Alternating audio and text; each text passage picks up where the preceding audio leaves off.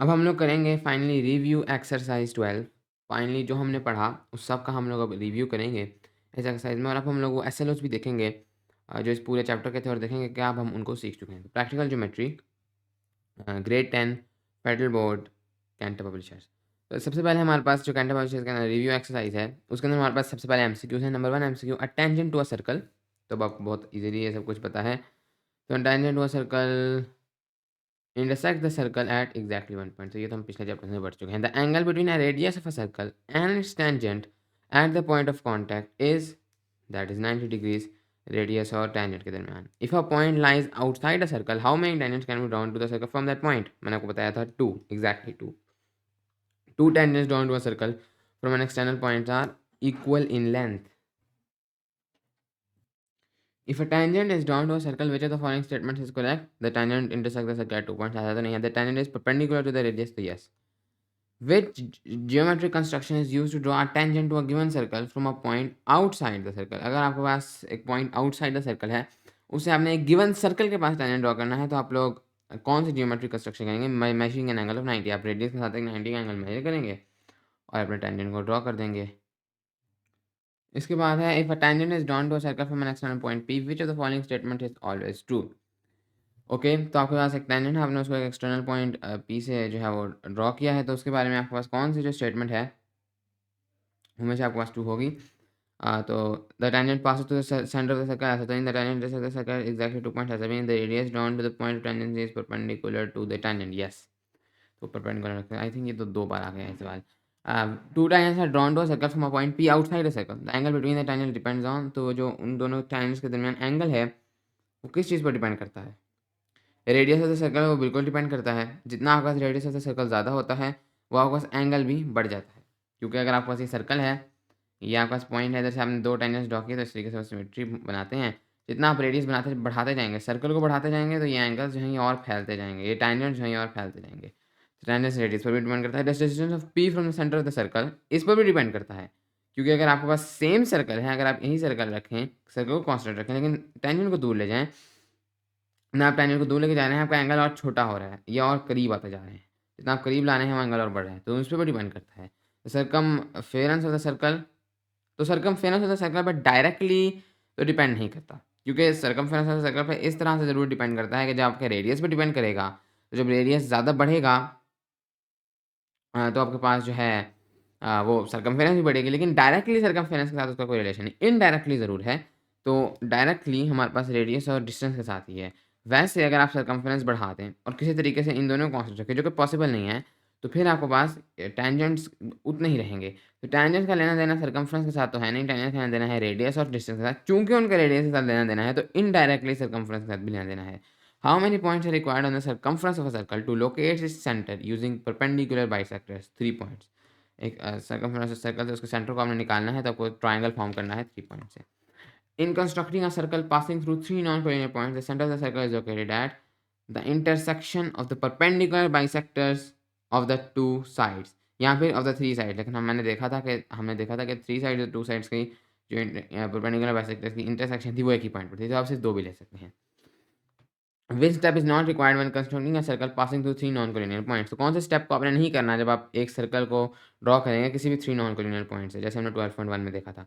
Drawing the perpendicular bisectors of the line joining the points, तो ये तो आपने करना है। Identifying the point of intersection, ये भी आपने करना है। Drawing the circle with a compass using the radius, ये भी आपने करना है। सर्कल को कंस्ट्रक्ट करना है। ड्राइंग मीडियंस ऑफ, तो मीडियंस आपने क्यों ड्रॉ करने हैं? मीडियंस का कोई लेना देना नहीं, तो ये वाला आपने काम नहीं करना है। Okay, in the part of the circumference of a circle, and a part of the circumference of a circle is given and tangent is to be drawn through midpoint of the arc, which of the following is correct? तो आपने mid point of the arc से tangent draw करना है, तो आप लोग क्या करेंगे? तो बहुत सिंपल है, आपने उसकी कॉर्ड का परपेंडिकुलर बाइसेक्टर उसके साथ आपने करना था perpendicular.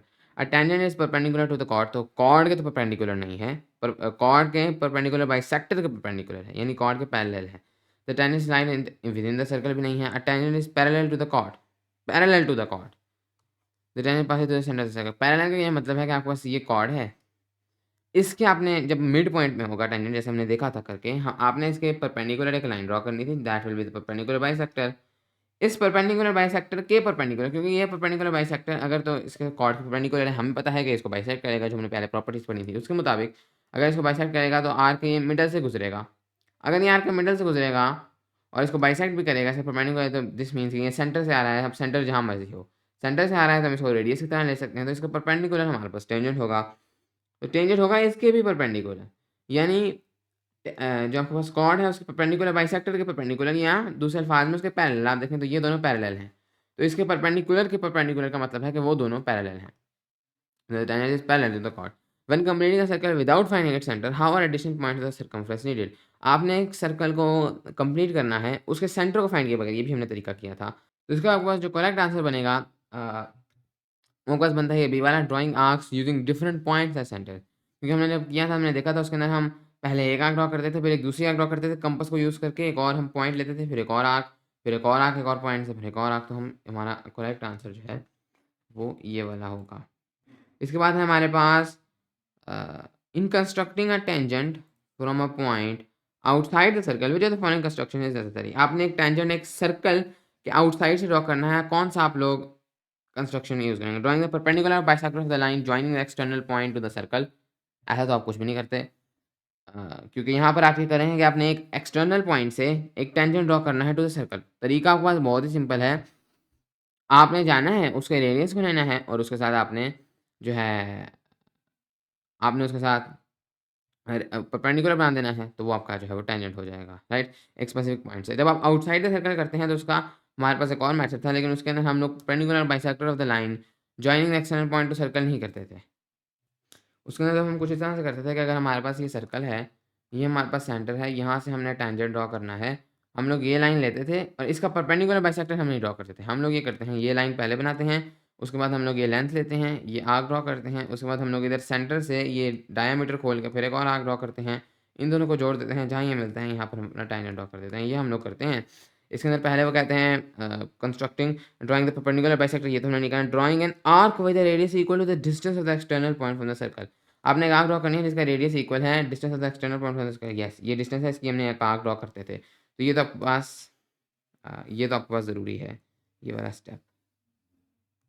Drawing an arc with the radius equal to the distance, नहीं यही तो हमने करना है, पहला वाला नहीं है हमारे पास, दूसरा वाला है। Drawing a chord equal to the radius, chord draw, chord तुम कोई ड्रॉ नहीं करें। Drawing a line parallel to the radius, radius के पैरेलल भी हम कोई लाइन यहाँ पर ड्रॉ नहीं कर रहे हैं। ओके, इसके बाद तो कहते हैं if in drawing a tangent from a point outside a circle the length of the tangent depends upon. तो आपने एक टेंजेंट ड्रॉ करना है पॉइंट आउटसाइड द सर्कल से, तो लेंथ ऑफ द टेंजेंट किस चीज़ पर डिपेंड करेगी? The radius of the circle and the distance of the external point, इस पर तो डिपेंड करेगी। इस पर हमने ऑलरेडी डिस्कस किया था, जो पिछला एक सवाल था जिसके अंदर हमारे पास रेडियस और डिस्टेंस उसी की बात हो रही है कि आपको जो टेंजेंट आप एक एक्सटर्नल पॉइंट से ड्रॉ करते हैं, उनकी इन दोनों चीज़ों पर डिपेंडेंस होगी। अगर आप यहाँ पर से यहाँ तक टेंजेंट ड्रॉ करें, रेडियस बढ़ा दें, तो ये टेंजेंट ऑटोमेटिकली लेंथ बढ़ जाएगी। आप लोग डिस्टेंस बढ़ा दें, ऑटोमेटिकली लेंथ बढ़ जाएगी। Only the radius of the circle, तो खाली रेडियस में तो नहीं करेगा, डिस्टेंस भी होगी, पहला ही तो करेक्ट है। द एंगल सबटेंडेंट, तो एंगल कॉर्ड वगैरह का यहाँ कोई लेना देना ही नहीं। The diameter of the circle, क्या सर्कल के डायमीटर का कोई लेना देना है? तो अब डायमीटर का गेन डायरेक्टली लेना देना नहीं है, वैसे तो डायमीटर का भी लेना देना है, क्योंकि अगर आपके पास रेडियस ऑफ सर्कल का लेना देना होगा तो डायमीटर का भी लेना देना होगा। तो ये उन्होंने क्वेश्चन थोड़ा गलत दिया है, जितना पहले उन्होंने सर्कमफ्रेंस डाल दिया था, तो सर्कमफ्रेंस का भी लेना देना जरूर है, लेकिन इनडायरेक्टली है। डायमीटर का आप किसी हद तक इनडायरेक्टली है, डायरेक्टली भी हो सकता है। वैसे सवाल उनका गलत है, लेकिन अगर इसी सवाल को लिया जाए तो ये आंसर होगा। वैसे तो डायमीटर भी होगा, क्योंकि रेडियस पर डिपेंडेंट है, तो डायमीटर पर भी डिपेंडेंट होगा, दोनों रिलेटेड हैं। उसके बाद में आपके पास क्वेश्चंस, आपके पास क्वेश्चन है question number 2, given two chords of circle A B is equal to. आपके पास दो कॉर्ड्स हैं सर्कल की, एक सर्कल है, उसके पास आपकी दो कॉर्ड्स हैं, एक कॉर्ड है आपके पास ए बी, कोई सी एक कॉर्ड है आपके पास ए बी, और एक दूसरी कॉर्ड है आपके पास बी सी, यानी वो इस पॉइंट से शुरू होगी और इधर तक जाएगी। आपने इसका सेंटर मालूम करना है, तो मुझे उम्मीद है कि अब आप इस ट्राइंगल के थ्रू इसका सेंटर बहुत इजीली मालूम कर सकते हैं, जितना हमने अब सीखा है। इसके बाद है given three non collinear points construct a circle. अब उन्होंने ख़ास तौर पर आपको लेंस भी दी हैं ताकि आप कोई से भी नॉन कोलिनियर पॉइंट्स ले लें। Construct a circle using through this points and fix finite centre, तो मुझे उम्मीद है ये भी आप इजीली कर सकते हैं।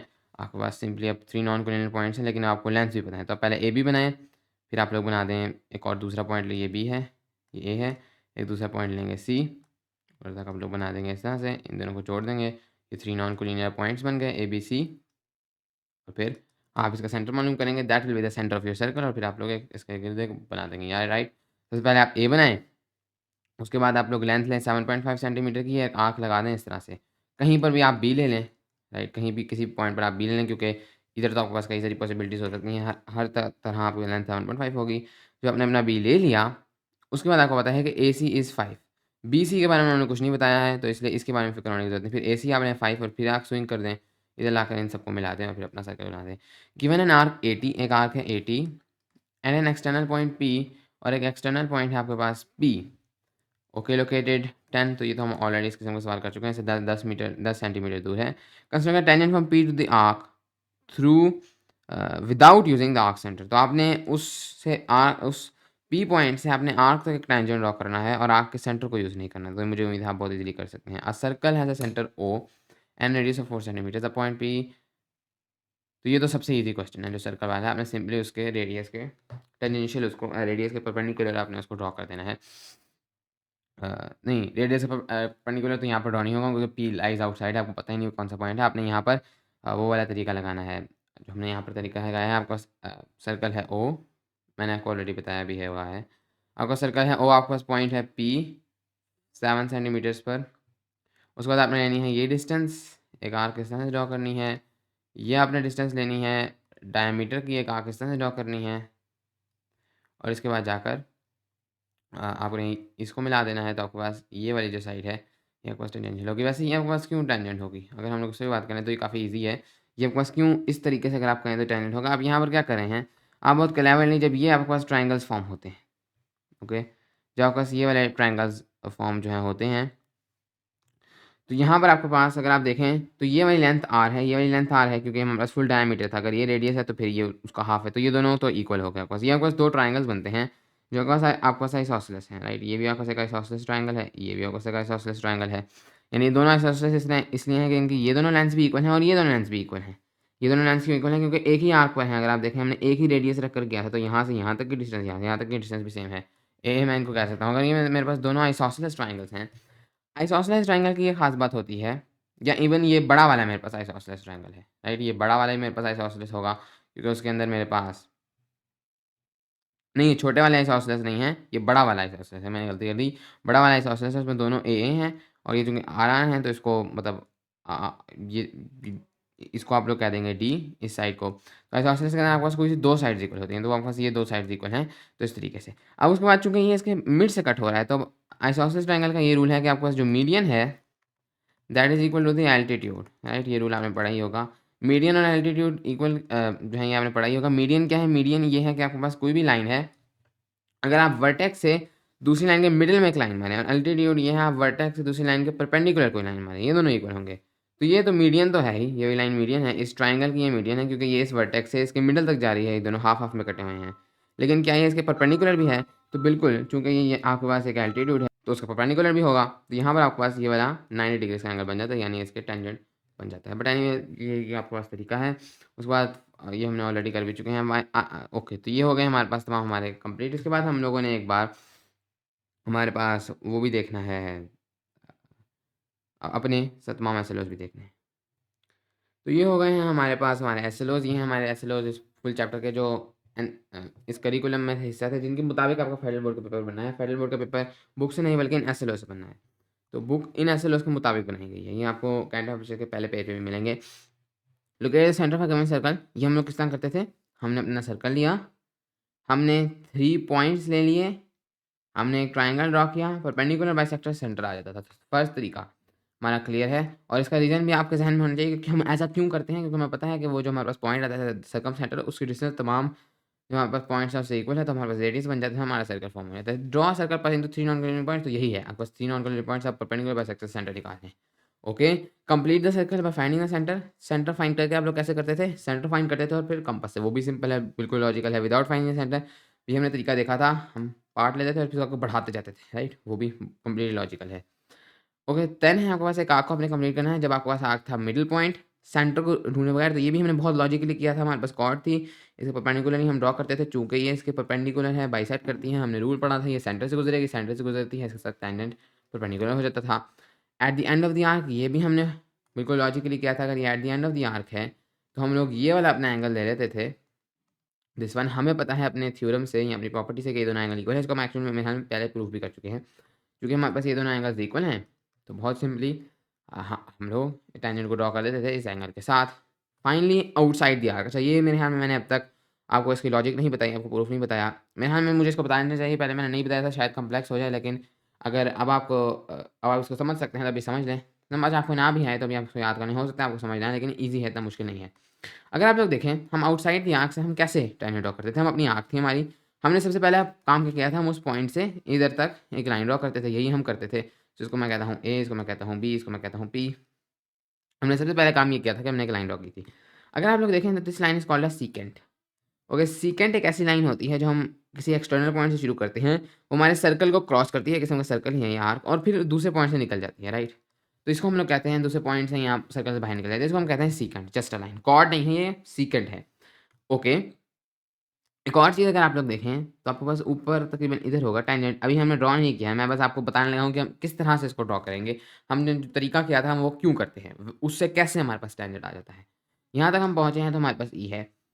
अब अगर आप लोग देखें तो हमारे पास यहाँ एक रिलेशनशिप होती है जिसको हम अभी देखेंगे। अगर हम लोग यहाँ पर एक ट्राइंगल बना दें, ये वाला, ओके, हम लोग अगर एक ट्राइंगल बना दें कुछ इस तरीके से, ये एक हमारे पास बड़ा वाला ट्राइंगल बनता है, ये वाला। हमारे पास यहाँ दो ट्राइंगल बने हैं, मैं दोनों ट्राइंगल्स को लिखता हूँ। एक तो हमारे पास ट्राइंगल पी ई ए, ओके, ये बड़ा वाला पी ई ए, ये बड़ा वाला ट्राइंगल है, दिस वन जो मैं रेड में कर रहा हूँ। इसके साथ आपके पास दूसरा ट्राइंगल है पी ई बी, ये छोटा वाला ट्राइंगल, ये भी ट्राइंगल है, ये उसी का हिस्सा है। अगर आप लोग यहाँ पर देखें तो हमारे पास, हम देखते हैं कि क्या इसके एंगल्स में कोई रिलेशनशिप है। सबसे पहले अगर हम लोग देखें तो हमारे पास ये वाला जो एंगल है, ये इस एंगल के इक्वल है, राइट। क्यों?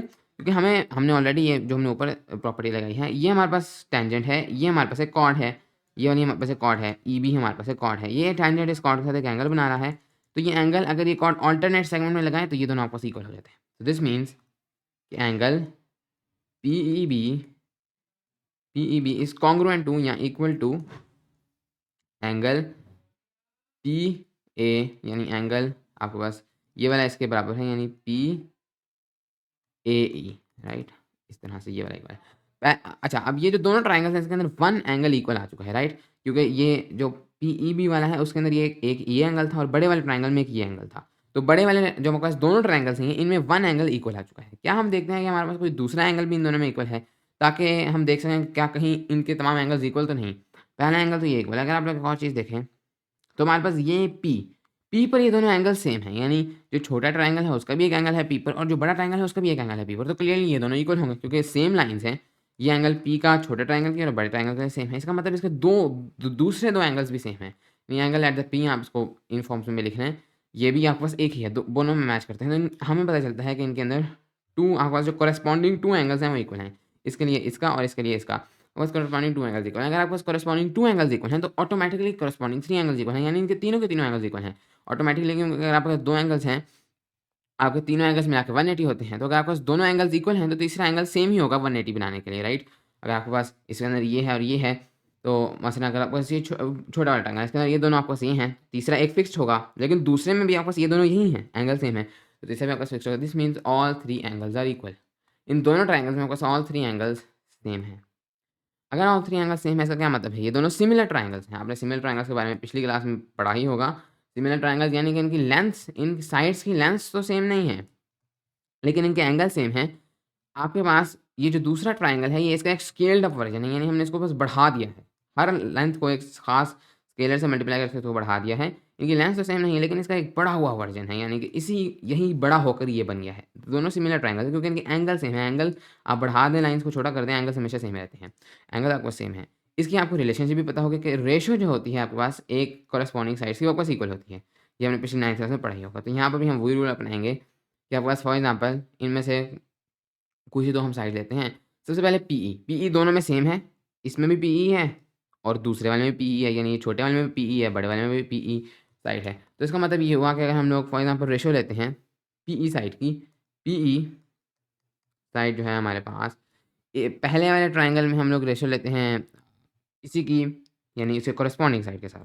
वैसे ये जो मैं आपको कह रहा था कि तीसरा एंगल भी इक्वल होगा, वो तीसरा एंगल कौन सा है, यानी आपके पास ये वाला एंगल, ये बड़ा वाला एंगल जो इस बड़े वाले ट्राइंगल में, और ये वाला एंगल, ये दोनों भी इक्वल है, क्यों? क्योंकि आपके पास बाकी दोनों एंगल्स इक्वल हैं। बट एनीवेज अगर मैं पीई वाली साइड लेता हूँ छोटे की, तो इसकी करस्पॉन्डिंग दूसरे वाले ट्राइंगल में साइड कौन सी है, जो इसके एंगल के ऑपोजिट ही होगी। यानी कि अगर ये हमारे पास पीई वाली साइड है, तो ये साइड थी opposite to angle A, right. तो फिर बड़े वाले ट्राइंगल में भी जो एंगल ए के कॉरस्पॉन्डिंग इक्वल एंगल है, उसके ऑपोजिट कौन सी साइड है? इस एंगल के इक्वल तो ये वाला एंगल था, जो मतलब आपके पास यानी कि आपके पास पीई साइड है इस वाले में, ये वाली जो पीई साइड है, अच्छा सॉरी, ए के ऑपोजिट नहीं है, ये इसी ट्राइंगल में रहता है, वो ये बी के ऑपोजिट है, राइट। और बी के इक्वल आपके पास कौन सा एंगल है? बी के इक्वल है आपके पास ये वाला एंगल। तो दूसरे वाले ट्राइंगल में आपने ये वाली साइड लेनी है। अगर आपने 9th में सिमिलर ट्राइंगल्स पढ़े हैं, तो ये आपको जो मैं कह रहा हूँ मुश्किल नहीं होगा।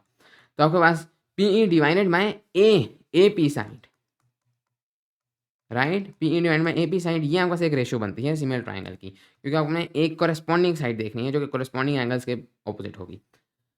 ओके, देन आप लोगों ने लेनी है कोई और साइड, तो मे बी मैं ले लेता हूँ, अब इसी छोटे वाले ट्राइंगल से मैं ले लेता हूँ बीपी वाली साइड, राइट। मैं लेता हूँ बीपी साइड। अब बीपी साइड अगर ये है छोटे वाले ट्राइंगल में, उसके कॉरेस्पॉन्डिंग कौन सी साइड है? बड़े वाले ट्राइंगल में। अब ये जो बीपी है, ये छोटे वाले ट्राइंगल किसके ऑपोजिट है? बीपी है छोटे वाले ट्राइंगल में, इस ये जो ये वाला एंगल है इसके ऑपोजिट है, राइट। तो फिर ये वाला एंगल इक्वल है इसके, तो इसके ऑपोजिट बड़े वाले ट्राइंगल में कौन सी है? दैट इज पीई साइड या ईपी साइड, जिसको आप जो मर्जी कहें। ये हमारे पास हमारी इक्वेशन बन जाती है। अगर हम देखें यहाँ से, अगर मैं क्रॉस मल्टीप्लाई कर दूँ, ये हो जाता है P E square is equal to B P multiplied by A P, right. क्या ये चीज़ नहीं हो जाती? बिल्कुल हमारे पास ये चीज़ जो है हो जाएगी। और ये हमारे पास सबसे की रूल है, ये हमारे पास एक्चुअली में एक लॉ है, जिसको हम लोग कहते हैं सीकंट टेंजेंट लॉ। क्योंकि हमने अभी जो चीज़ प्रूफ किया, हम कहते हैं कि जो हमारे पास टेंजेंट है, P E was the tangent. हम ये कहते हैं, और ये हम बहुत ईजिली प्रूव किया है हमने, कि हमारे पास जो टेंजेंट है, अगर हमारे पास एक सीकेंट लाइन है पी ए, तो उसके अंदर जो उसकी फुल लेंथ है इस कोने तक, उसको अगर हम लोग मल्टीप्लाई कर दें, ए पी को अगर मल्टीप्लाई कर दें, पहले कोने पर ही आकर जहाँ टकराती है आर्क पर, अगर उसकी लेंथ से मल्टीप्लाई कर दें, तो वो आपके टेंजेंट के स्क्वायर के बराबर होगी। इसी को हम लोग यूज़ करते हैं अपने एक्चुअल मेथड में। हम एक्चुअल मेथड में क्या करते हैं, हम लोगों के पास अपनी कॉर्ड थी, हमने एक सीकेंट ड्रॉ किया, इसके बाद हम इसका मिड पॉइंट फाइंड करते थे। हम यही करते थे, इसका मिड पॉइंट फाइंड करने के बाद हम लोग एक ऊपर एक सेमी आर्क ड्रॉ करते थे, जैसे हमने किया था। हम लोगों ने ऊपर एक सेमी आर्क ड्रॉ कर दी, सेमी सर्कुलर आर्क, ये रेडियस लेकर कंपास से, राइट। हमने फुल प्रोसीजर किया था, आपको याद ही होगा। ये हमने कर दी। मैं बस आपको प्रूफ कर रहा हूँ कि हम ऐसा करेंगे तो क्यों हम लोग इस एक्सटर्नल पॉइंट से हम अपना टेंजेंट जो है वो ड्रॉ कर पाएंगे, right. This is the external point P, right. अच्छा, अब इससे हम क्यों अपना टेंजेंट ड्रॉ कर पाएंगे? क्योंकि आप लोग देखें, अब हमने ये कर दिया था, इसके बाद हम लोग क्या करते थे? यहाँ तक तो सब कुछ ठीक है, हमें अभी हम देख रहे हैं क्या हो रहा है। ये हमारे पास मिड पॉइंट था। इसके बाद ये जो हमारे पास पॉइंट बी था, जहाँ पर इसको कट करते थे, हम इधर से एक परपेंडिकुलर बाइसेक्टर ऊपर की तरफ ड्रॉ करते थे। यही हम करते थे, परपेंडिकुलर बाइसेक्टर हम लोग ऊपर की तरफ ड्रॉ करते थे। अच्छा, अब फिर उसके बाद हम लोग ये रेडियस लेते थे अपनी आर्क पर, और हम लोग यहाँ पर एक आर्क ड्रॉ करते थे इस तरह से। यही हम लोग करते थे। और फिर जहाँ पर ये इसको कट करता था, हम लोग कहते थे दिस इज आवर टेंजेंट। क्यों ऐसे क्यों होता है कि जब इस तरह से हम प्रोसीजर करें, तो ये टेंजेंट कैसे बन जाता है? यानी कि इस एक्सटर्नल पॉइंट पी से इधर इधर टेंजेंट क्यों नहीं बना? मतलब हमें पता है कि एक खास पॉइंट पर ही टेंजेंट बनेगा, हमने इस तरीके से वो खास पॉइंट कैसे निकाला है? बहुत ही सिंपल है। अगर आप लोग देखें तो हमारे पास ये जो लेंथ है पी, और ऊपर आप इसको पॉइंट कहते हैं मे बी एफ, या तो आप कहते हैं मतलब जी, ये जो आपके पास पी जी लाइन है, या ये जो ऊपर जाकर आपका जहाँ पर पॉइंट पर एक टच करता है, अगर आप इसकी लेंथ दिखा लें, तो क्या ये लेंथ इक्वल नहीं है आपके पास इस लेंथ के? यानी कि ये जो आपके पास लेंथ है पी ए वाली, यानी ये पी जी लेंथ, ये आपके पास तो 90 डिग्रीज है। तो आप यहाँ पर पिथागोरस थ्योरम अगर यहाँ पर आप लोग लगाएं, तो अगर आप लोग यहाँ पर पिथागोरस थ्योरम लगाएं, तो आपके पास पी जी का स्क्वायर किसके बराबर होगा? देखिए, ये तो 90 है, हमने परपेंडिकुलर बाइसेक्टर ड्रॉ किया है। पी जी का स्क्वायर किसके बराबर होगा? आपके पास ये बराबर होगा B P square plus B G square. अब यहाँ पर एक और चीज़ देखें, हमने ये चीज़ कही है यहाँ पर बहुत ख़ास तौर पे। अच्छा, अब वैसे ये जो आपका जी है, जी, इसको आप लोग, पहले तो मैं इसको सी कह देता हूँ, ओके, क्योंकि ये जी मैं कहीं और से ही ले आया हूँ, ये आपके पास ए था, तो मैं कहता हूँ ए बी सी हो, ओके। एनीवेज, अच्छा, ये हमारे पास तो हो गया 90। इसके अलावा आपको याद होगा, हम कहते हैं कि हमारे पास जो एक सेमी सर्कल है, उसके अंदर हम जो भी एंगल करते थे सबटेंड, दैट वाज 90। ये आपको यह चीज़ याद होगी, तो हमने ऑलरेडी पढ़ चुके हैं। तो दिस मीन्स ये वाला जो आपके पास एंगल है, अगर हम लोग ये एक ट्राइंगल बनाते हैं, दिस इज 90 डिग्रीज। हमारे पास अब दो राइट ट्राइंगल्स हैं। अच्छा, इसको वैसे मैं मिटा देता हूँ, इसकी हमें ज़रूरत नहीं है। हमारे पास दो राइट ट्राइंगल्स हैं। एक राइट ट्राइंगल तो हमारे पास triangle P B C, right, एक तो ये हो गया। एक हमारे पास दूसरा ट्राइंगल है ए सी पी, और दोनों ही राइट ट्राइंगल्स हैं। सेमी सर्कल है ये बड़ा वाला, इसके अंदर ये डायमीटर है, क्योंकि हमने ये रेडियस सेट बनाया था, तो ये 90 होगा। ये एंगल सबटेंड करा है, ये डायमीटर, ओके। अब हम लोग एक बहुत इंपॉर्टेंट चीज़ देखने लगे हैं। अगर आप लोग देखें, दोनों के अंदर एक एंगल सेम है, वही हम काम करने लगे हैं जो अपने पहले सिमिलर ट्रायंगल्स के, दोनों के अंदर एक एंगल सेम है। क्या दूसरा एंगल भी कोई सेम है? बिल्कुल। ये दोनों ट्रायंगल्स, ये एक छोटा वाला है ये वाला, और एक ये बड़ा वाला है, एक ये छोटा वाला है ये वाला, और एक बड़ा वाइट वाला है। तो ये दोनों शेयर करते हैं एंगल एट पी। पी छोटे ट्रायंगल में भी है और बड़े ट्रायंगल में भी है। इसका मतलब इनके दो ट्रायंगल्स इक्वल हो गए, दो इनके एंगल्स इक्वल हो गए। अगर इनके दो एंगल्स इक्वल हैं तो ऑटोमेटिकली इनका तीसरा एंगल भी इक्वल हो गया, जैसे हमने भी देखा। तो इसका मतलब ये दोनों एंगल्स भी सिमिलर हैं, तो दीज आर ऑल्सो सिमिलर। अब सिमिलर ट्रायंगल्स हैं, हम वही काम करेंगे, हम रेशो तो इनकी इक्वल कर सकते हैं। अगर हम लोग इनकी रेशोज इक्वल कर सकते हैं तो देख लेते हैं। मैं बात करता हूँ यहाँ पर पीसी की। ओके, मैं पीसी को लेता हूँ। पीसी के करस्पॉन्डिंग अगर मैं छोटे वाले ट्रायंगल से शुरू करूँ या बड़े वाले से शुरू कर दूँ, आप जिस तरह मर्जी करें, आंसर सेम ही होगा। मैं पीसी छोटे वाले ट्रायंगल से शुरू करता हूँ। पीसी मेरे पास किस एंगल के सामने है? पीसी मेरे पास छोटे वाले में राइट एंगल के सामने है। तो बड़े वाले में पीसी के करस्पॉन्डिंग कौन सी साइड है? जो बड़े वाले में राइट एंगल के सामने है, that is a P side. तो पीसी अगर मैं डिवाइड करूँगा ए पी से, तो ये मेरे पास करस्पॉन्डिंग रेशो आएगी। अब मैं कोई और साइड ले लेता हूँ, मे बी मैं यहाँ पर ले लेता हूँ बीपी ले लेते हैं। ओके, बीपी ले लेते हैं, बीपी साइड ले लेते हैं छोटे वाले में। बीपी साइड किसके सामने? बीपी साइड है इस वाले एंगल के सामने। और ये वाला एंगल किसके इक्वल है हमारे पास? ये वाला एंगल होगा हमारे पास इस वाले एंगल के इक्वल। क्यों? क्योंकि हमारे पास ये वाला इक्वल था, ये वाला हमारे पास, ये दोनों में सेम थे, तो बाकी तीसरा ऑटोमेटिकली इक्वल है। तो तीसरा छोटे वाले में ये है और बड़े वाले में ये है। ओके, तो बीपी हमारे पास है इस वाले के सामने, तो बीपी कॉरेस्पॉन्डिंग इसके सामने वाला होगा, दैट विल बी पीसी। तो ये हमारे पास रेशियो बनती है, आप इसको करें कन्वर्ट, तो ये हमारे पास हो जाएगा P C square is equal to A P multiplied by B P. क्या हम लोग वहीं पर नहीं आ गए? बिल्कुल हम लोग वहीं पर आ गए हैं। इसका मतलब अगर हम लोग इस तरीके को यूज़अप करेंगे, अभी हम लोग वहीं पर नहीं है, मैं आपको बताता हूँ हम किस तरह आएंगे। अच्छा, पी सी जो है हमारे पास, पी सी हमारे पास इक्वल हो गया किसके? Square root of A P multiplied by B P के। और आप एक और चीज़ याद रखें, हमारे पास जो पी ई था वो भी किसी के इक्वल है, वो भी इक्वल है हम पास A P multiplied by B P के स्क्वायर रूट के। इसका मतलब ये हुआ कि जो हमने लेंथ निकाली है अभी पी सी, ये जो हमने लेंथ निकाली है पीसी इस मेथड से, हमें इसी लेंथ को इक्वल रखना है और इतनी ही लेंथ का हमारे पास टेंजेंट होगा। ये चीज़ हमने निकाल ली, तो अब आप क्या करें? आप ढूंढेंगे इस सर्कल पर आपके पास इतनी ही लेंथ का टेंजेंट कैसे होगा। वो कैसे करेंगे? आप एक आर्क लेंगे इसकी और उस आर्क को ड्रॉ कर देंगे, राइट। इस आर्क पर हर पॉइंट इस पी से सेम डिस्टेंस पर है, दैट इज पी सी। तो इसका मतलब ये हुआ कि आपके पास P C is equal to P E, यानी ये जो आपके पास पॉइंट है जहाँ पर इसको इंटरसेक्ट करेगा ई, ये दोनों तो आपके इक्वल हैं क्योंकि एक ही आर्क है, उसके एक किस्म के रेडियस हैं ये दोनों, राइट। आपने एक रेडियस लिया था और उससे हमने आर्क ड्रॉ किया, तो रेडियस हमेशा इक्वल होते हैं। दिस मीन्स कि आपके पास P C is equal to P E. Okay, अगर P C is equal to P E है तो बिल्कुल पी सी की हमारे पास ये वैल्यू थी, पी ई की हमारे पास ये वैल्यू है। यानी कि अगर हमारे पास पी सी की ये वैल्यू है और इसके ही इक्वल हमारे पास पी ई है, और पी ई की इस तरीके से हमारे पास ये वैल्यू आ जाती है, अगर पी ई की इस तरीके से हमारे पास ये वैल्यू आ जाती है, तो बिल्कुल P E is the tangent, क्योंकि पी ई की यही वैल्यू होनी चाहिए। इसका मतलब ये हुआ कि P E is our tangent. इस तरीके से जो हमने तरीका किया था, इसको हम इस तरह से क्यों करते हैं, उसको हमारे पास रीज़न नहीं है। मैंने पहले इसको नहीं बताया था क्योंकि ऑफकोर्स काफ़ी कॉम्प्लिकेटेड आपको ज़रूर लग सकता है, लेकिन फिर मैंने सोचा कि इसका कोई इतनी ज़्यादा कॉम्प्लिकेटेड चीज़ भी नहीं, तो आपको ये चीज़ पता होना ज़रूर होनी चाहिए। वैसे आपको पेपर में इसको दोबारा से नहीं याद करना कि मैंने सब कुछ ऐसा करना है, आप इसको प्रैक्टिस करें ताकि आपको जहन पर चढ़ जाए कि हमने क्या क्या करना है वैसे, लेकिन आपके जहन में ये होना चाहिए। बट एनीवेज आगे चलें। Draw tangent to a given circle from a point P1, P lies in the circumference. तो बिल्कुल ये तो इसकी भी लॉजिक बहुत सिंपल है। आप एक सर्कल पर इसका आपको सेंटर पता होगा, जब P आपके पास सर्कमफ्रेंस पर है तो बिल्कुल आपने रेडियस से परपेंडिकुलर ड्रॉ करना है, तो बिल्कुल प्रॉपर्टी है, तो ये भी ईजी है, लॉजिकल है। Outside the circle, when P is outside the circle. अच्छा, आउटसाइड द सर्कल, तो उसकी लॉजिक तो मैंने ऑलरेडी इसकी लॉजिक आपको बता दी थी। आउटसाइड द सर्कल तो हम ये वाला सेटअप क्यों करते हैं? Draw two tangents to a circle meeting each other at a given angle. अच्छा, इसको हम लोग किस तरह से करते थे, इसको भी मैंने आपको लॉजिक बता दी थी। आपने अपनी डायमीटर लेना है, उसके बाद जो एंगल आपको चाहिए meeting at a given angle, वो आप लोग यहाँ पर बना दें। आपने यहाँ पर वो एंगल बना दिया, बहुत सिंपल। अब आप लोग यहाँ पर एक टेंजेंट ड्रॉ कर दें इसके 90 डिग्रीज, और इधर भी आप लोग एक टेंजेंट ड्रॉ कर दें इसके 90 डिग्रीज। हमने देखा था कि हमारा सवाल पूरा हो जाएगा, ये और ये एंगल हमारे पास इक्वल होगा। इसको हमने प्रूव किया था कैसे? हमारे पास ये क्वाड्रिलेटरल है, उस क्वाड्रिलेटरल के अंदर चूंकि ये वाला 180 माइनस दिस एंगल है, तो मैंने आपको फुल प्रूफ करके दिखाया था कि कैसे आपके पास ये और ये आपके पास इक्वली हो जाते हैं, राइट। आप इसको खुद से एग्जाम्पल से भी कर सकते हैं, बट एनीवेज इस सेटअप के थ्रू कंप्लीट लॉजिकली हम लोग ये वाला क्वेश्चन भी कर सकते हैं। फिर आगे है रियल लाइफ प्रॉब्लम्स, ये तो आप इजीली कर पाएंगे। तो एनीवेज ये आपके प्रैक्टिकल स्किल्स हैं, कितने हैं? 1 2 3, मतलब ये उसका पार्ट्स हैं 4 5 और 6, और इतने सिंपल हैं कि आप एक बार पकड़ेंगे तो बहुत इजीली याद हो जाएंगे। इन्हीं से आपका पेपर आना है। पेपर में आपको जो सवाल पूछे जाएंगे वो यहीं से निकलेंगे। उम्मीद है आप इन तमाम सवालों को बहुत इजीली कर सकेंगे। ये बहुत ईज़ी चैप्टर है। ओके, इसके साथ ही हमारे ये एक्सरसाइज़ है ना, हमारा ये चैप्टर कंप्लीट हो गया। Thank you very much.